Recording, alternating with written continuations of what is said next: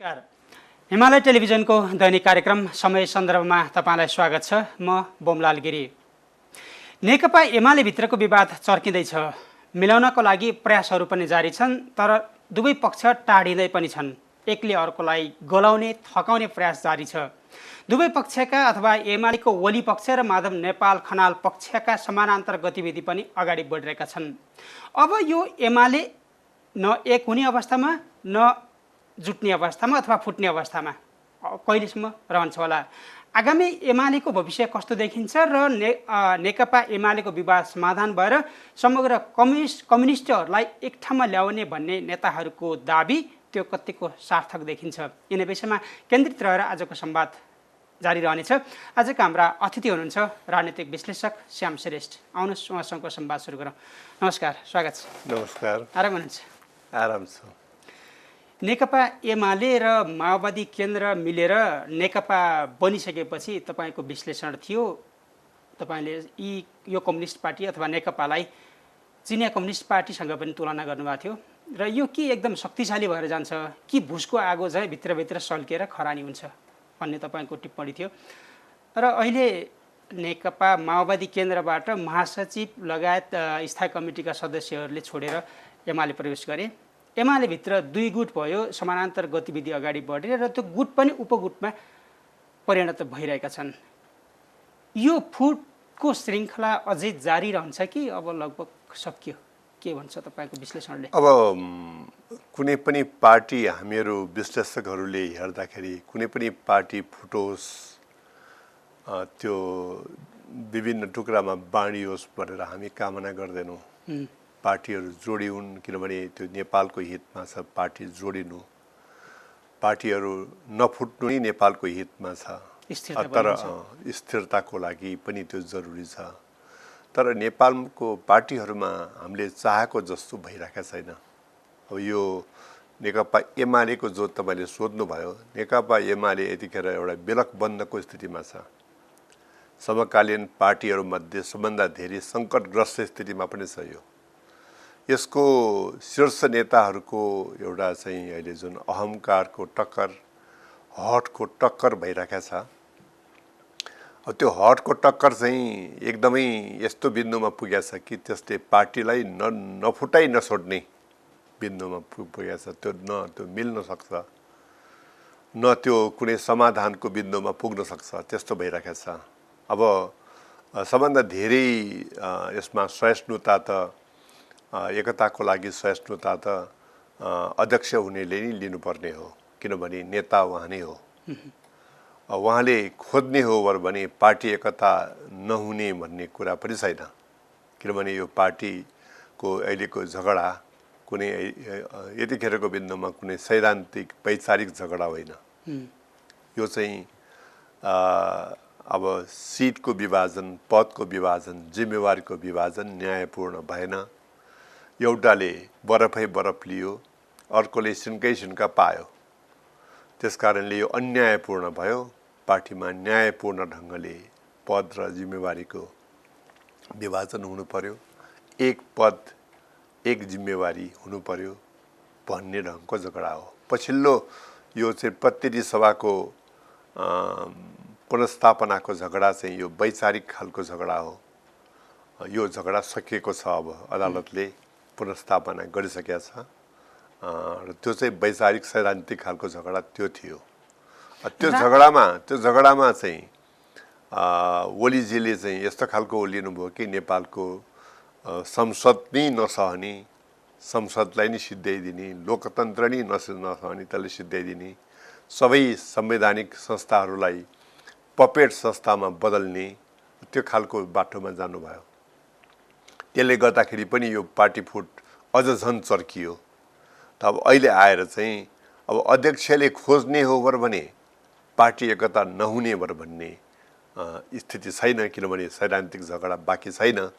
तर उहाँहरू यतिखेर पार्टी अध्यक्ष चाहिँ पार्टी एकता खोज्ने बिन्दुमा छैन। पार्टी एकता के गर्दाखेरि माधव नेपाल नआए हुन्थ्यो भन्ने ढङ्गले उहाँ चलिराख्नु भएको छ।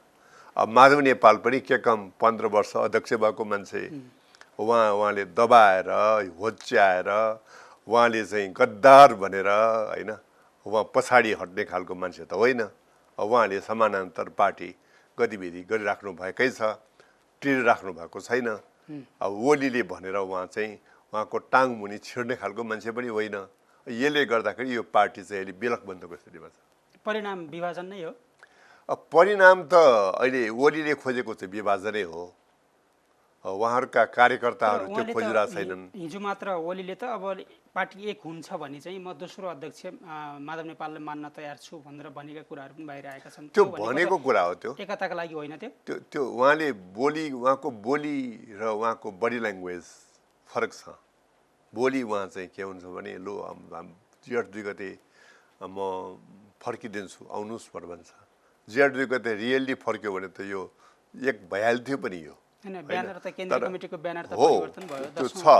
त्यो छ तर उहाँले उहाँबाट के बोल्नुहुन्छ, त्यो रोपटपबाट के बोल्नुहुन्छ? माधव नेपाल राष्ट्रिय गद्दार हो। माधव नेपाललाई यो पार्टीमा कुनै ठाउँ छैन। माधव नेपाल बाहेकको पार्टी एकता हुनुहुन्छ भनेर फेरि माफी मागे पनि ठाउँ छैन, माफी माग्ने पनि ठाउँ छैन भनेर बोल्नुहुन्छ। त्यो भनिसकेपछि पार्टी एक कसरी हुन्छ? त्यो भनेपछि पार्टीमा ठाउँ छ भनेर भन्नुको कुनै, या त हिजो भनेको कुरा गलत हो या त पार्टीमा ठाउँ छ भन्ने कुरा गलत हो। दुई मध्ये एउटा गलत हो नि। गद्दारलाई कसरी ठाउँ छ त? अब पार्टी नेतृत्वका हिसाबले ओलीको अलि बढी ठाउँ होला, तर माधव नेपालका पनि कमजोरी नभएको हो र? कमजोरी प्रशस्तै छ माधव नेपालको पनि। कसको अलि बढी, के कारणले कमजोरी अलिकति? अब यसको विश्लेषण अलिकति गरौँ पनि, किनभने यो गर्न पनि जरुरी कुरा हो।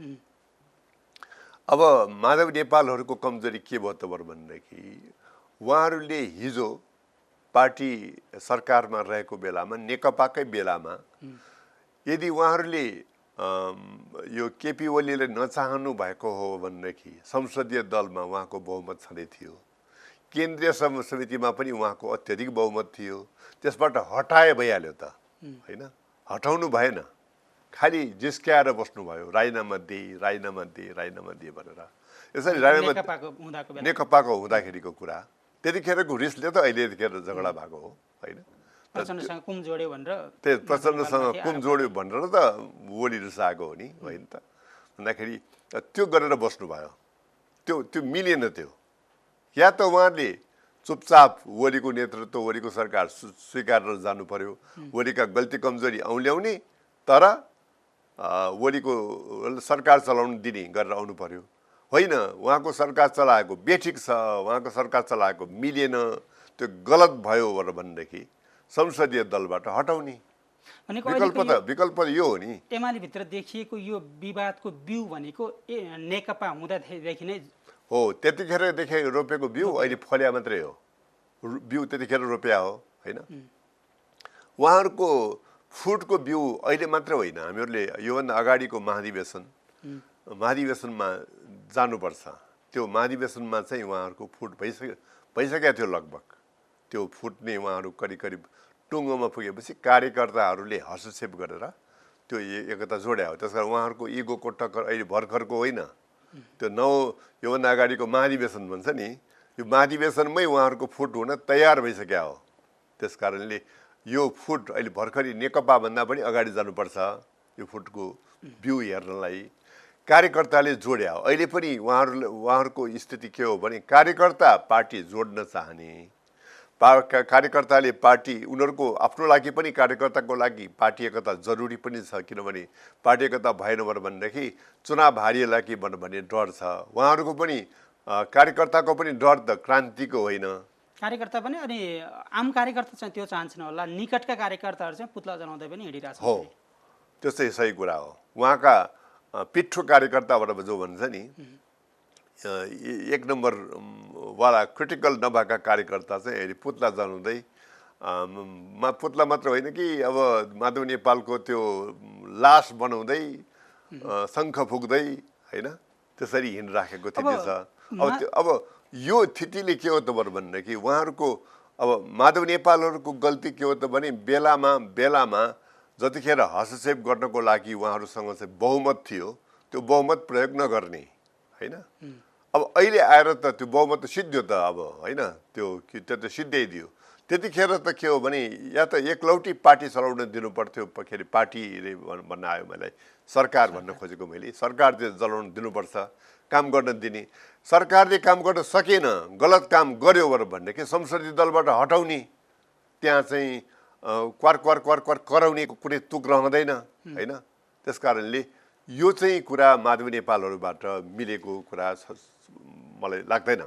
अब माधव नेपाल के चाहनुहुन्छ? ओलीले गलाएर पार्टी एकता गराउन चाहनुहुन्छ कि फुटाउनको लागि उपयुक्त अवसर खोजिरहनु भएको छ? माधव नेपालको यतिखेरको चाहना के देखिन्छ त भने उहाँको विश्लेषण, उहाँका भनाइहरू सुन्दाखेरि ओलीलाई पार्टीबाट निकाल्ने अनि पार्टीमा चाहिँ होइन अनि आफ्नो नेतृत्वमा पार्टी चलाउने, एमाले पार्टी चलाउने त्यो देखिन्छ। त्यस्तो अवस्थामा अहिले कतिपय विश्लेषकहरूले भन्ने पनि गर्छन्, यदि ओली पक्षका सांसदहरू माधव पक्षमा आए र माधव नेपाल बहुमत भएर संसदीय दलको नेता चुनिनु भयो भने अबको 10-15 दिनमा त्यो अनौठो नमानी हुन्छ भन्ने गरेका छन्। तपाईँलाई लाग्छ त्यस्तो?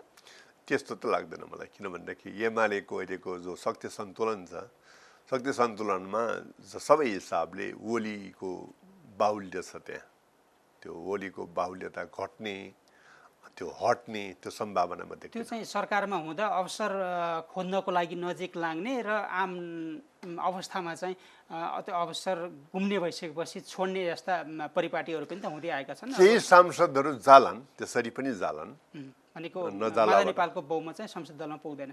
तर संसदीय दलमा त्यो जाँदाखेरि पनि बहुमत पुग्ला भन्ने कुन अवस्थामा अब माधव नेपालले कुन अवस्थामा गलाउन सक्नुहुन्छ र आफू माथि पर्न सक्नुहुन्छ त? किनभने अब ओलीले दोस्रो तहको अध्यक्ष, दोस्रो अध्यक्ष दिँदैमा पनि माधव नेपाल बोलियो त हुनुहुन्न।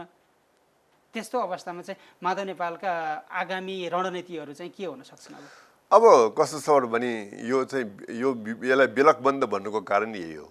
अहिले ओलीको चाहना छ माधव नेपाल बिनाको, माधव नेपाल व्यक्ति होइन, माधव नेपाल संस्था भइसके होइन। 15 वर्ष अध्यक्ष चलाएको मान्छे माधव नेपाल बिनाको उहाँले त्यो एमाले खोजेर न त्यो हुनेवाला छ, न त्यो उहाँले नै गराउन सक्नुहुन्छ होइन। उहाँभन्दा पनि पुरानो मान्छे हो होइन। त्यो त्यति योगदान पार्टीमा ओलीको भन्दा पनि ज्यादा योगदान त माधव नेपालको देखिन्छ। त्यस कारणले माधव नेपाललाई सिद्ध्याएर माधव नेपालको बिना माइनस के अरे माधव नेपाल एमाले चलाउने भन्ने ओलीको सपना पनि पुरा हुनेवाला छैन।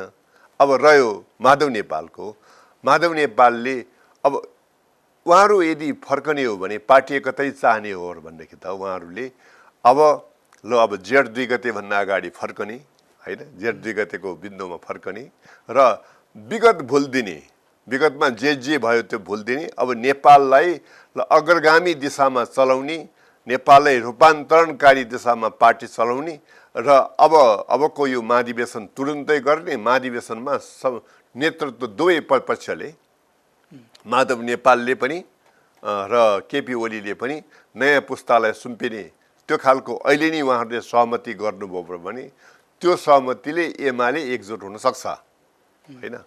तर उहाँहरूको डुटेको स्थिति के छ भनेदेखि नयाँ पुस्तालाई म सुम्पिदिन्छु भन्ने, तर सम्पूर्ण पावर चाहिँ आफैमा केन्द्रित गर्ने होइन, त्यस्तो खालको देखिन्छ।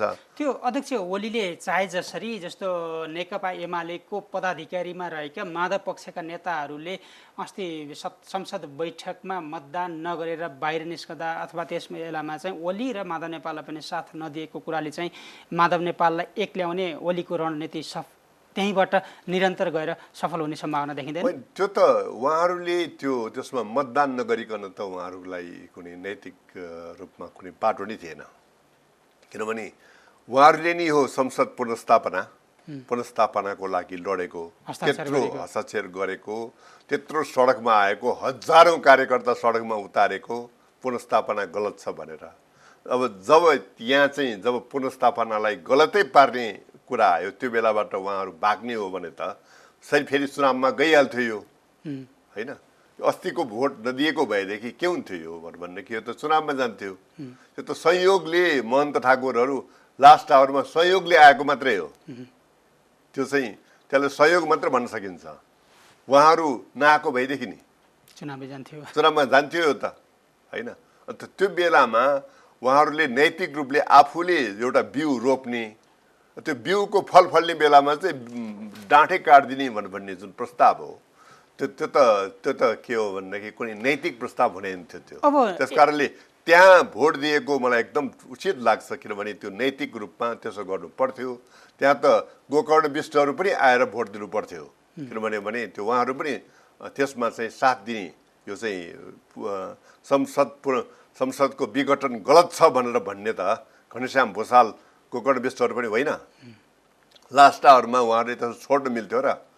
त्यो मिल्दैन थियो, त्यो नैतिक रूपले मिल्ने कुरा होइन। तर त्यहाँ भोट दिएर पनि अहिले के बिग्रेको छ?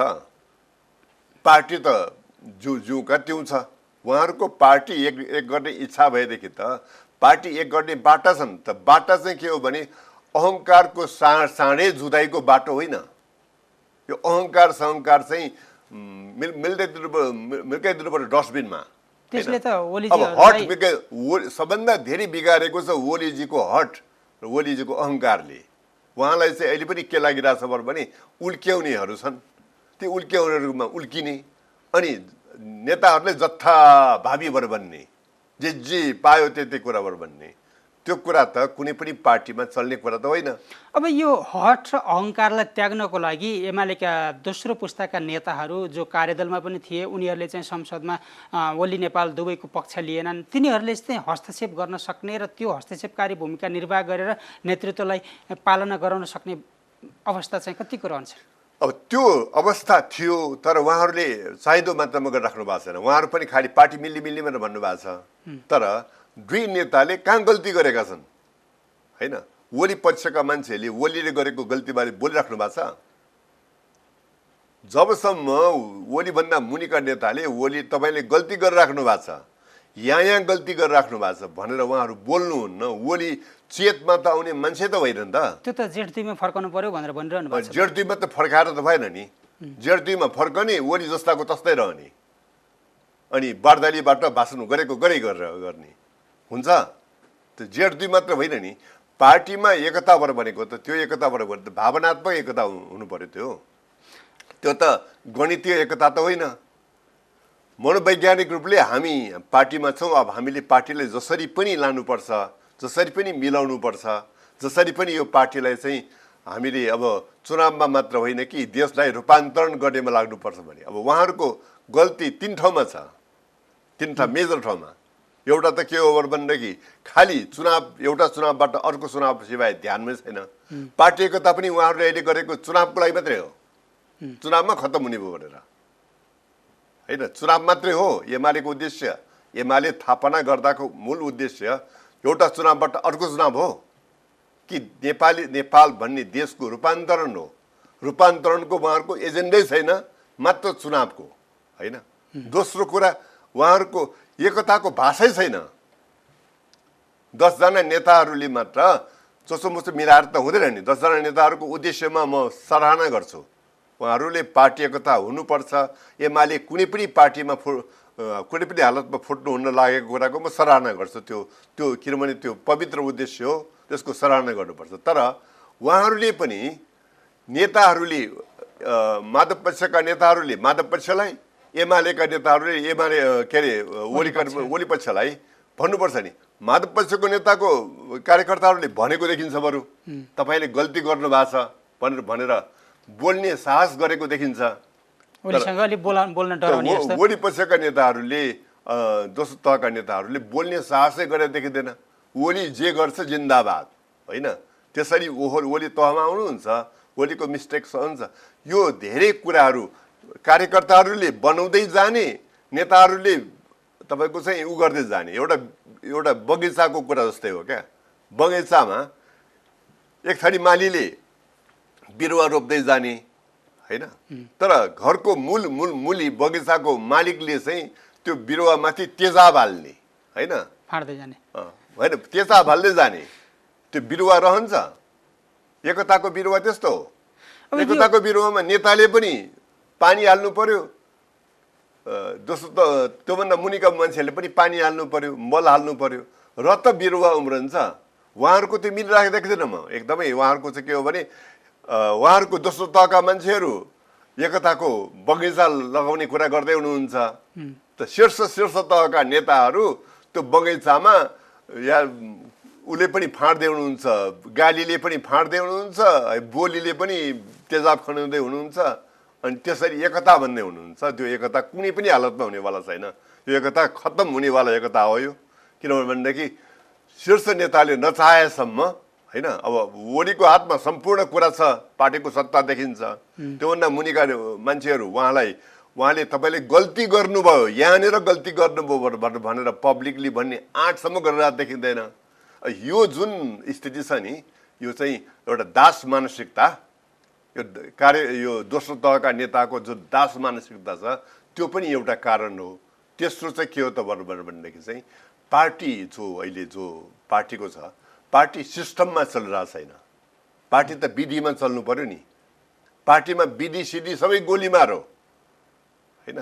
दुईजना नेताले जे भन्यो त्यही पार्टी हो होइन। त त्यसरी पार्टी चल्छ। त्यस कारणले यो तीनटा कुरा नभएसम्म उहाँहरूले एजेन्डा बेस्ड पार्टी एकता, एजेन्डा भनेको देश फेर्ने एजेन्डा बेस्ड पार्टी एकता होइन, र दुईवटा नेतालाई तहमा ल्याउनको लागि कार्यकर्ताहरूले कार्यकर्ताहरू अगाडि बढेको मलाई ठिक लागेको छ होइन। कमसेकम हस्तक्षेप त गरिराख्नु भएको छ उहाँहरूले, तर त्यो हस्तक्षेप चाहिँ मलिनो प्रकारको, मिहिन प्रकारको, भलाद्मी प्रकारको हस्तक्षेप छ।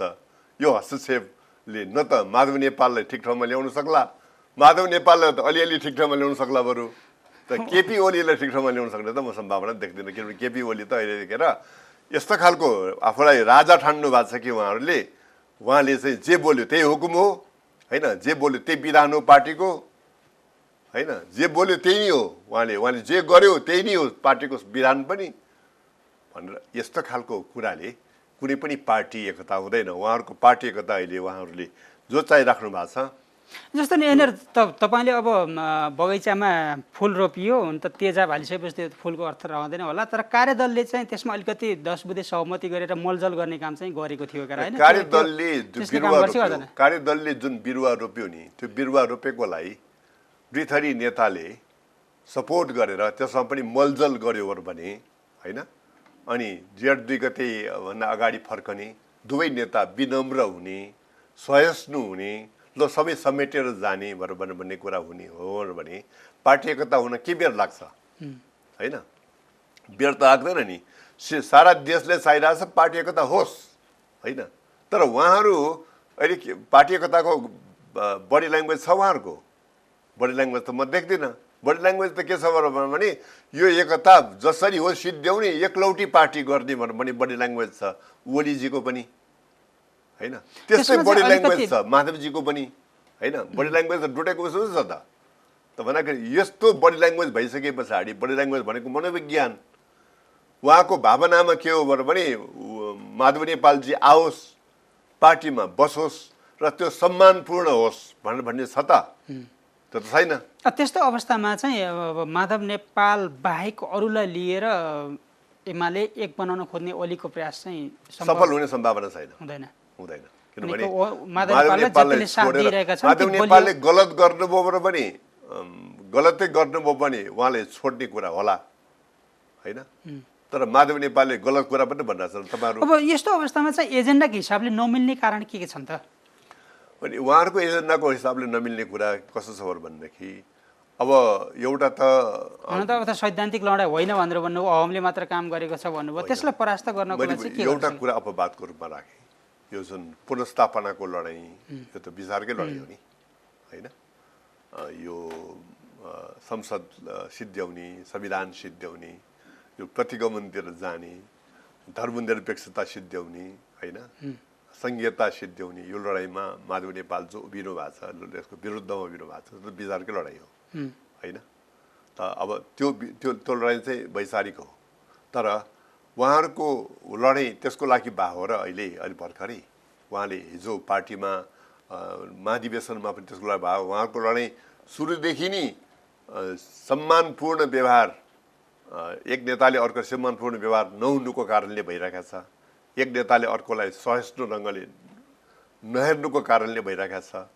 पद र जिम्मेवारीको विभाजन गर्दाखेरि ओलीजीले खालि आफ्नो आफ्नै मान्छेलाई मात्र पोस्ट्ने कारणले भइरहेको छ।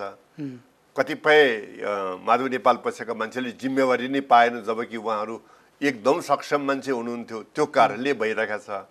त्यो कारणलाई सम्बोधन गर्ने भाषामा ओलीजी आउनु भएको छ। ओलीजी त्यसरी आउनु भएको छ भनेदेखि त उहाँले किन चाहिँ जथाभावी बोलेको बर्दालीबाट, होइन?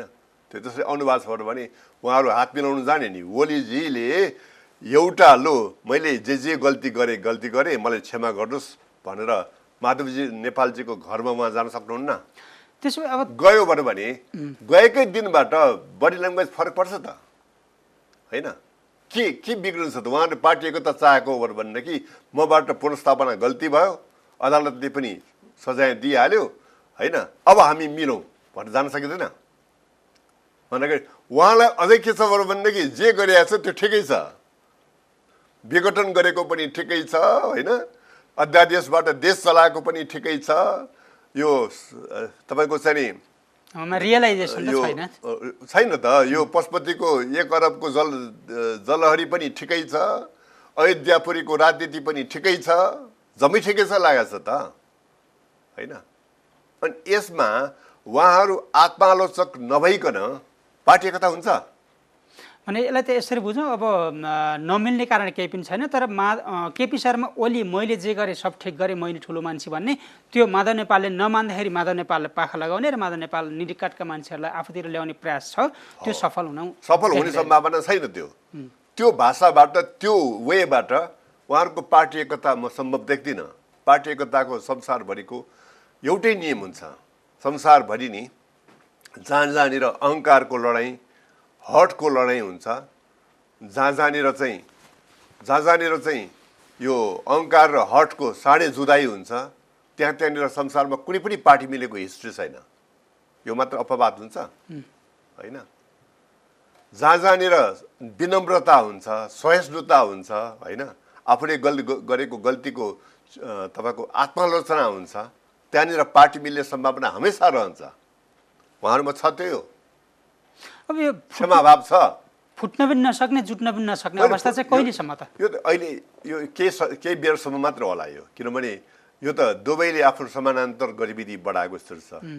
माधवजीले पनि आफ्नो गतिविधि चाहिँ बढाएर समानान्तर सङ्गठनहरू माथि तलदेखि माथिसम्म, पूर्व मेचीदेखि पश्चिम महाकालीसम्म बनाएकै स्थिति छ। ओलीजीले पनि त्यो केही बाँकी राखेको छैन। आफ्नो सङ्गठनहरू त एक पाके ढङ्गले बनाएकै स्थिति छ, होइन? त्यहाँ बिचका कार्यकर्ताहरूको चाहना भनेको के त भने यो यसो गर्दाखेरि हाम्रो भविष्य चकनाचुर हुने भयो, होइन? अब यो आउँदो चुनाव त जितिँदैन भन्ने खालको भय पनि भयो। पार्टी फुट हुँदाखेरि एमाले भन्ने जो अस्तित्व थियो त्यो स्वाहा हुने भन्ने भय पनि भयो, होइन?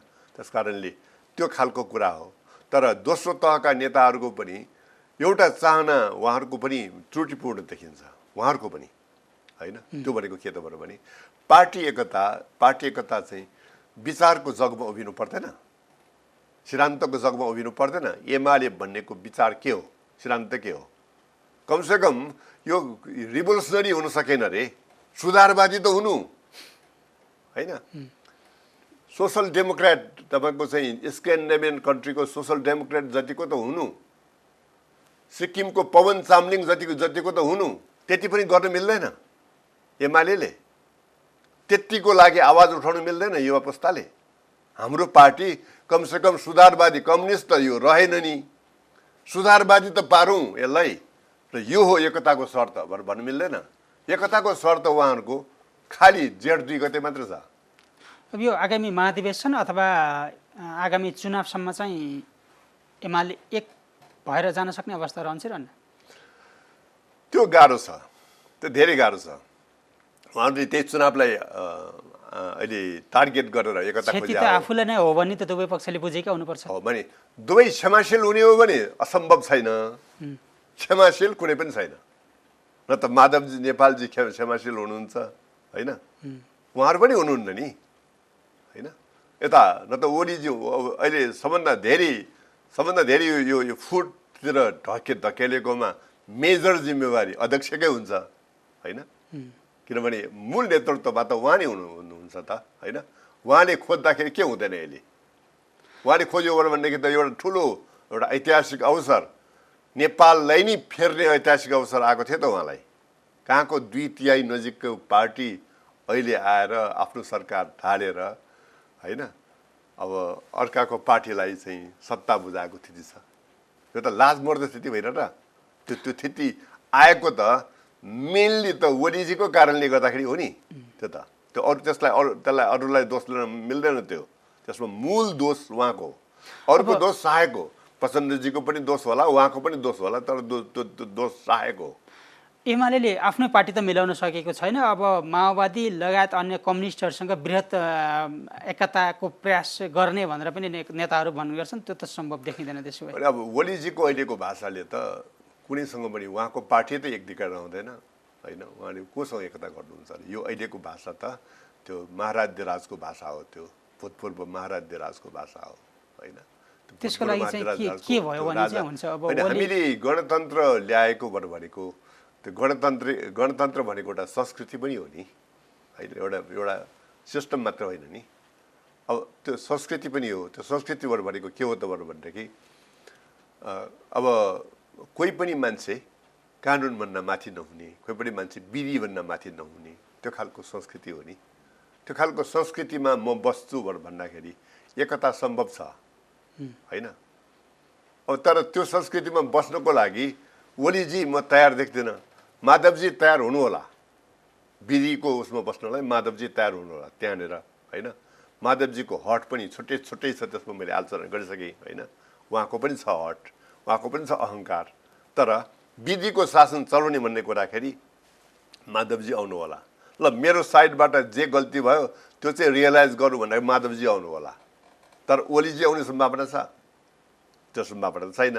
त्यस कारणले दुईजनाले आफूले गरेको गल्तीको भाग आफूले लिएर क्षमाशील भएर लो हिजो जे भयो भने हिस्ट्री बिर्सेर होइन अब मिल्तीको बिन्दुमा जाउँ भन्दाखेरि यो एमाले पार्टी मिल्ने हो। तर त्यो एमाले पार्टी त्यो बिन्दुमा जानको लागि अहिले सबभन्दा धेरै बाधक को हुनुभएको छ प्रवृत्तिगत रूपमा भन्दाखेरि ओलीजी। त ओलीजी बाधक हुनुभयो भनेर होइन भन्ने क्षमता फेरि त्यहाँ ओलीजीभन्दा मुनिका कार्यकर्ताहरूमा भएन, नेताहरूमै भएन।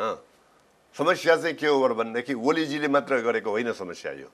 ओलीजीभन्दा मुनिका मान्छेहरू नेताहरू ओलीजीले गरेको हरेक भुललाई साथ दिने, हरेक भुललाई ओहो तपाईँको भुल पनि क्या राम्रो भुल भन्ने होइन, तपाईँले गरेको भ्रष्टाचार पनि क्या राम्रो भ्रष्टाचार भन्ने त्यो खालको कुराले। तर फुट अब सम्भावी हो भने पनि त्यो पनि त त्यति सजिलो त छैन नि त फेरि। अनि फुट भन्दाखेरि फुट भनेको सहिलो कहीँ पनि हुँदैन। फुट भनेको दुःखदायी कानुनी हिसाबले पनि अथवा व्यवहारिक हिसाबले पनि सबै हिसाबले कानुनी हिसाबले त फुट हुँदैन संसारमा कतै पनि।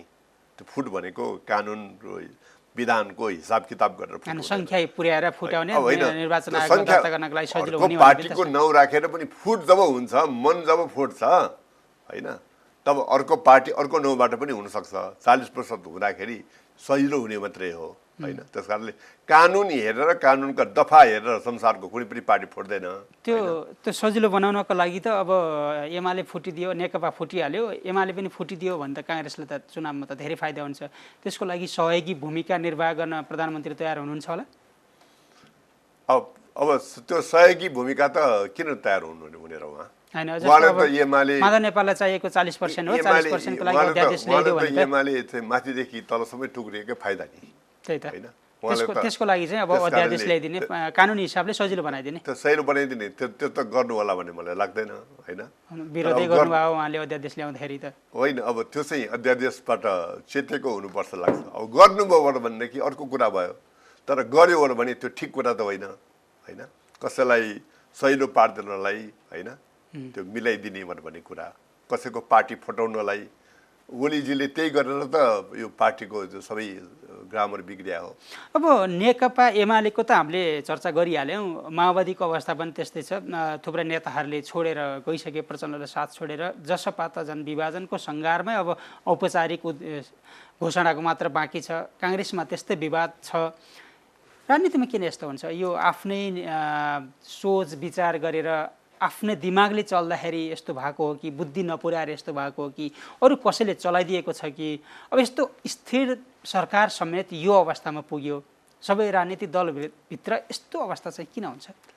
अब एउटा त के हो त भन्दाखेरि पार्टी नेताहरूले काम यदि गलत ढङ्गले नगरेर आफ्नो घोषणापत्र बमोजिम फटाफट राम्रो काम गर्दै जाने, लोकप्रियता हासिल गर्दै जाने भनेदेखि सरकारमा रहेको पार्टी फुट्दैन।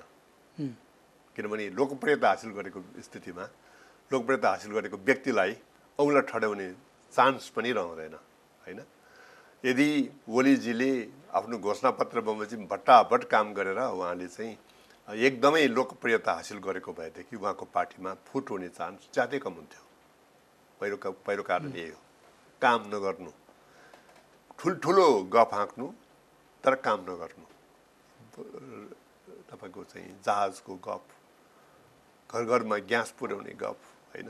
गफ त कति भए नि, होइन? घोषणापत्र सारा कुरा घोषणापत्रसम्म एउटा कारण यो हो।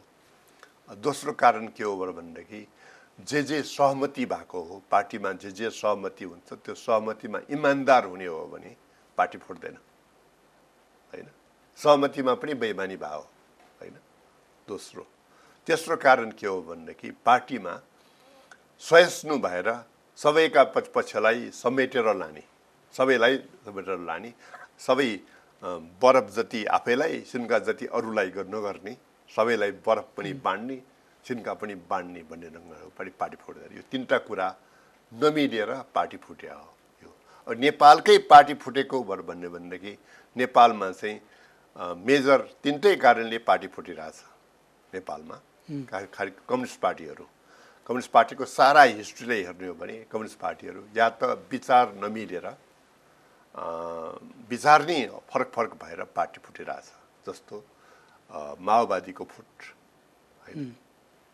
त्यही कारणको फुट हो। नेकपा चौथो महाधिवेशनको 2040 सालको फुट त्यही कारण हो, विचार नै अलग भएर, होइन?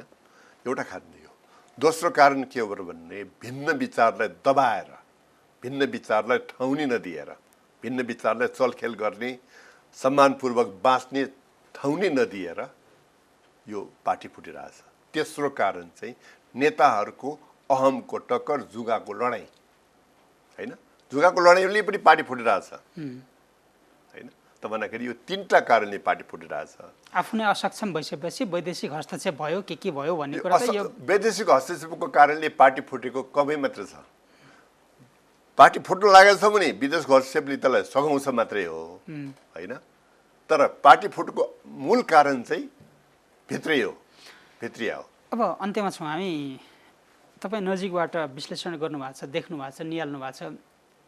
नेकपा विप्लव समूह ओली सरकारसँग 3 बुँदे सहमति भयो, सहमतिसँग प्रतिबन्ध फुकुवा भएर खुला राजनीतिमा आयो र ओली अहिले चाहिँ सबै राजनीतिक दलका नेताहरूसँग भेटवार्ता गरिरहेको छ। भेटको उद्देश्य एउटा त त्यो सहमति कार्यान्वयन गरौँ, स्वामित्व लिएर अगाडि बढाउँ भन्ने पनि होला।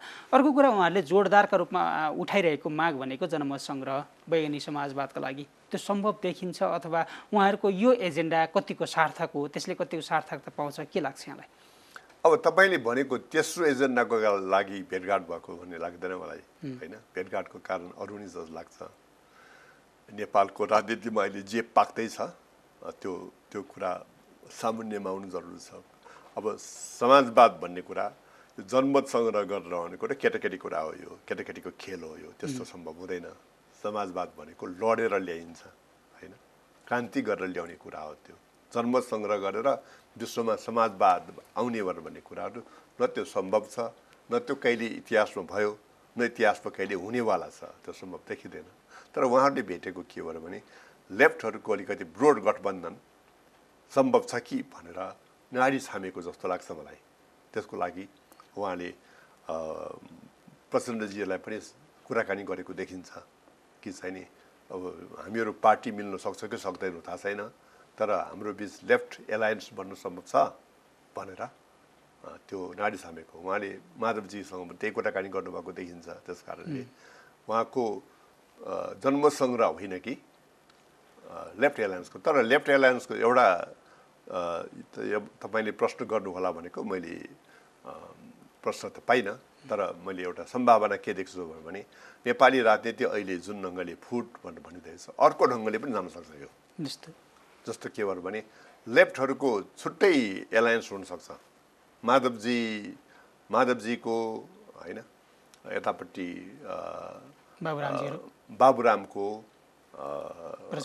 प्रचण्डको र विक्रम चन्दको पनि सायद त्यो चाहिँ सायद होइन, उहाँहरूको पार्टीको यो चाहिँ या त एलायन्स बिल्डिङ हुन सक्ने सम्भावना होइन भने पार्टी नै बिल्डिङ हुने दिशातिर पनि उहाँहरू जाने सम्भावना छ। त्यो दिशामा सम्भवतः कुराकानी हुँदैछ होइन। त्यो दिशामा राजनीति त्यस कारणले यो यतातिर नगएर अब ओलीजी एक ठाउँमा हुनु होला होइन, ओलीजी मिसिने सम्भावना छैन तत्कालको लागि, तर बाँकी जम्मै मिसिएर अर्को ढङ्गको लेफ्ट एलायन्स बन्ने सम्भावनातिर नेपाल गइरहेको जस्तो बिस्तारै बिस्तारै बिस्तारै बिस्तारै नेपाल त्यता गइरहेको जस्तो देख्छु।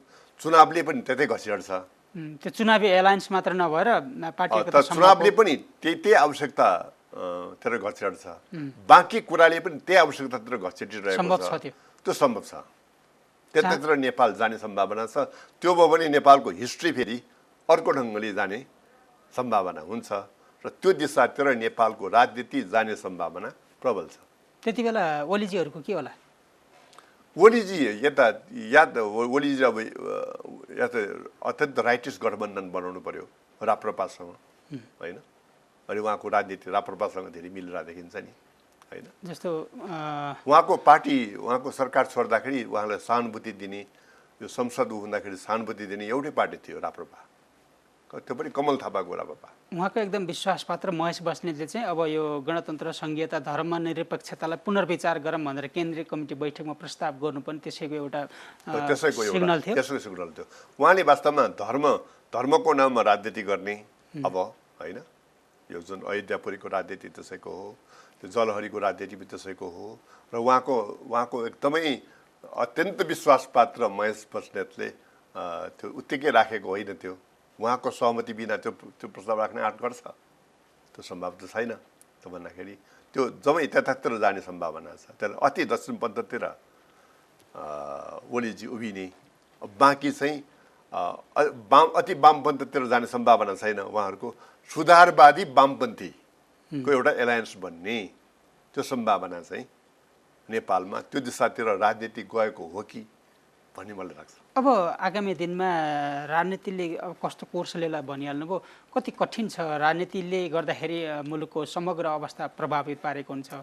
आउँदो चुनाव एकदमै कठिन हुनेवाला छ, किनभने त्यो चुनावमा चाहिँ यदि एलायन्स बनेन भने कसैको बहुमत आउनेवाला देख्दिनँ म होइन। न त कङ्ग्रेसको आउँछ न त अरूको आउँछ होइन। त्यो चाहिँ एउटा हङ पार्लियामेन्टको हुन्छ। नेपालको राजनीति झनै कठिनपूर्ण हुन्छ, अस्थिरताको राजनीति हुन्छ। त्योभन्दा पछाडिको चुनावसम्ममा चाहिँ केही न केही यहाँ भइसक्छ भन्ने लाग्छ। त्यस कारणले तात्कालिक रूपमा चाहिँ नेपालले एउटा लामो समयसम्म कठिनाइ भोग्ने भयो, अस्थिरता भोग्ने भयो होइन। किनभने एलायन्स बिल्डिङ भएदेखि एलायन्स बिल्डिङ गर्नुपर्ने त त्यति सहिलो कुरा छैन यो।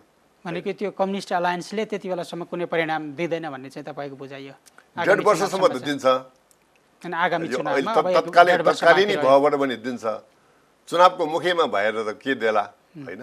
अहिले नि भएर त्यसले एउटा आकार लिइसक्यो भनेदेखि त्यसले एउटा एजेन्डा जनतामा एजेन्डा पेस गरेर ल अब यो एजेन्डामा चाहिँ हामी आउन सक्छौँ भन्ने भयो भनेदेखि चुनावमा एउटा कुरा होला। यो अलग अलग पार्टी गएर त न त एमाले बहुमतमा आउने देख्छु न त कङ्ग्रेस बहुमतमा देख्छु। त्यो पार्लियामेन्ट हङ पार्लियामेन्ट हुने सम्भावना ज्यादा छ भन्न सकिँदैन। अब अहिले यो 1.5 वर्षको बिचमा कङ्ग्रेसले फटाफट यो अघिल्लो सरकारको तुलनामा काम गर्दै लग्यो भनेदेखि बहुमत पनि आउला होइन। 1.5 वर्ष बाँकी छ नि, 18 महिना बाँकी छ। त्यस कारणले त्यो हुन सक्ला। तर कङ्ग्रेसको शेरबहादुर देउपा त्यो खालको काम गर्ने मान्छे हो त भन्दाखेरि विगतमा त होइन, अब हो कि होइन हेर्नु बाँकी छ। उहाँले काम गरेर देखाउने, काम गर्न सक्ने क्षमता भएको मान्छे त होइन उहाँ। त्यस कारणले अहिलेको स्थितिमा उहाँले त हो तपाईँको चाहिँ नि चाँदीको किस्तीमा राखेर लोकतन्त्र राजाका बुझाएको त्यो हिस्ट्री त गएको छैन है। त्यस कारणले उहाँले विगतको हिस्ट्रीलाई इरेजरले मेटेर अब म नयाँ हिस्ट्री क्रिएट गर्छु भनेर फटाफट काम गर्नुभयो भने अब त्यो त्यसो गर्न असम्भव कुरा त होइन, सम्भव कुरा छ। त्यसो गर्दा आफूलाई महाधिवेशनमा सजिलो पनि त हुने भयो। सम्भव हुन्छ र उहाँको कङ्ग्रेस पार्टीले एकलौटी बहुमत ल्याउने सम्भावना हुन्छ। अहिलेकै कङ्ग्रेस पार्टीले यही स्थितिमा काम नगरेर बहुमत ल्याउने सम्भावना हुँदैन। अहिले त सरकारमा गए पछाडि अलोकप्रिय हुने चान्स ज्यादा हुन्छ लोकप्रिय हुने भन्दा, किनभने काम गरेर देखाउँदा मात्रै लोकप्रिय हुने हो भन्दाखेरि काम गरेर देखाउने चान्स त उहाँले छ। तर विगतको हिस्ट्री हेर्ने हो भनेदेखि त्यति प्रिय हिस्ट्री त छैन। त त्यस कारणले उहाँ पनि ओलीजी भन्दा कति धेरै फरक हो र, होइन? त्यो त जनताले देखेको कुरा छ। त्यस कारणले काम गर्नको लागि त अहिले मैदान खाली छ। तर अबको राजनीति चाहिँ नेपालको कठिन राजनीति हुन्छ। यो 1.5 वर्षको राजनीति पनि उहापोहको राजनीति, कठिन राजनीति, होइन? पार्टी नचाहँदा हामी सबै जनताले नचाहँदै पनि पार्टीहरू फुट्ने राजनीति, नेताहरूको बिचमा चाहिँ एकदम अहमको टक्कर हुने राजनीति, त्यो राजनीति चाहिँ अहिले चलिरहेकै छ। केही समयसम्म अझै चल्नेवाला छ। पार्टी नफुट्न सक्ने नजुट्न सक्ने स्थिति अहिले पनि छ। केही समयसम्म जाला जस्तो देखिन्छ। तर यो गए तापनि एउटा बिन्दुसम्म जान्छ। हरेक कुराको एउटा 100 बिन्दु पुगेपछि पानी त उम्लिन्छ नि। या त त्यो बरफ हुन्छ या त त्यो सुकेर जान्छ, उभेर जान्छ। हस्, यहाँ समादिनमा आफ्नो कुरा राखिदिनु मलाई धेरै धेरै धन्यवाद। धन्यवाद। हुनुहुन्थ्यो राजनीतिक विश्लेषक श्याम श्रेष्ठ। उहाँसँग हामीले खास गरी नेकपा एमाले भित्र देखिएको विवाद, यो विवाद कता जान्छ र समग्रमा मुलुकको राजनीतिक अवस्था कतातिर जाँदैछ, यिनै विषयमा केन्द्रित रहेर कुराकानी गऱ्यौँ। आजलाई समय सन्दर्भ यति नै। भोलि फेरि आउनेछौँ। नमस्कार।